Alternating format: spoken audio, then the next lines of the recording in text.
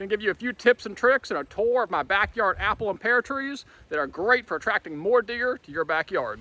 Fruit trees are a fantastic way to attract deer. Deer absolutely love them. They'll start dropping in late July, early August, and really get deer into a nice summer pattern. Deer will walk in daylight to come to an apple tree, to a pear tree. I've experienced it firsthand. Bachelor group of bucks coming through here, eating on this apple tree in broad daylight. You can almost set your clock to it. It gets them into a really nice pattern. This particular one is a wine sap apple tree. I got it from Red Mill Nursery in Durham. Fantastic quality tree. Early February, I come in here and prune my trees to help give them that nice shape so all the fruit canopy is nice and low and accessible. Almost every night, every day, 2 or 3 apples start dropping. By this evening, this will be gone. The deer come through here every evening, every morning and clean up whatever's on the ground. This is a wine sap apple tree and the deer absolutely love them. And I had more honeybees than ever this year, had a fantastic crop, had a lot of pollination. We have got a lot of apples on this tree. This tree was about 4 years old when I planted it. It's been in the ground now for 7 years. So this is about an 11-year-old apple tree, and it's been producing ever since I bought it. This is the best year yet by far. And I think it has a lot to do with the pollination we got from all the honeybees. These 2 apple trees are from Tractor Supply. I always get them at the end of season on discount. They were $20 a piece. Cannot remember exactly what this one is. And this is a 9-year-old apple tree, and it is absolutely loaded this year. Again, same thing. I think we had really good honeybee pollination, had more flowers than ever, but we had more bees pollinating than ever. Deer come out of this back cut over here where they bed, come through here every morning, every evening. You'll look out here, there's even a mother with a fawn come through here, and they clean up the apples right off the ground. The apple trees are finicky though, I will say. I had 4 nursery trees and 4 Tractor Supply trees, and of those 8, I'm only down to like 4 apple trees now. 3 of the nursery trees actually died. I think that was my problem. I think I overwatered them and rotting the roots out. So do not overwater your trees. Dig them deep, plant them in the fall, let them get deep rooted naturally and let nature take its course. I've also lost one to cedar apple rust. If you have cedar trees around, just know you're going to be fighting the cedar apple rust. You also can get blight. Blight gets on these trees really bad. Apple trees are really finicky, and they're actually harder to grow than a lot of people think. Deer also come through here and eat the leaves off the lower canopy.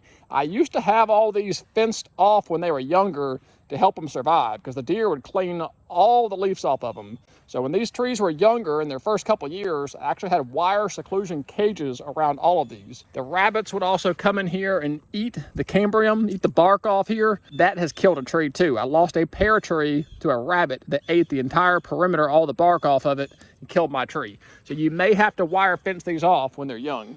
The cedar apple rust on here, that is that guy right there. Every year these trees seem to take a little bit of a hit. The Japanese beetles get on here and start eating them out. You can see that damage up here a little bit better. Everything likes to eat the apple tree. Wasps and hornets get in here and burrow into the fruit. You'll see the crows out here. So you are going to get a lot of predation on these apple trees. Just prepare yourself for that, especially if you don't spray. I do not spray anything on these trees because I know me and my kids and my dog are going to be out here eating these things. So I have not sprayed anything on my fruit trees. But if you're looking to have a really high quality tree that doesn't get the rust, that doesn't get Japanese beetles, and it's strictly for deer, you may want to consider spraying early in the year. These are Keefler pear trees from Tractor Supply. These pear trees seem to put on a lot of vertical growth and a lot of leaf structure every year, way more so than the apple trees do. But the one thing I noticed, they do produce fruit, but they do not produce near as much fruit as the apple trees do compared to the size of the tree. But you can tell I have not stayed on top of my pruning of these 2 pear trees right here. They're over 20 feet tall, which is not good because once you start getting all that really tall, spindly growth, any fruit production up there can actually fall over and damage the tree. It's actually really hard to get up there and prune it now at this point, just for how big it is. But you can see the difference in a well-pruned tree like the apple tree is compared to this Keefler pear. I've just not stayed on top of it, and that's what you end up with. Mentioned a second ago, there's not near as much fruit on here. That's just how it's always been with these trees. Every year I'll get dozen, maybe 15 pears. They taste really good. You can see them up in here. But it's just not near as many as some of those apple trees, especially the apple trees in the nursery.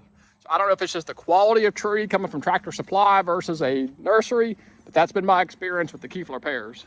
All these trees are planted south facing, so it gets the entire day's worth of sun as it tracks across the south here. So it gets plenty of sun back here, gets a little bit of morning shade, a little bit of afternoon shade, but for the most part, it gets full day of sun, which these trees need. And I do fertilize both the apples and the pear.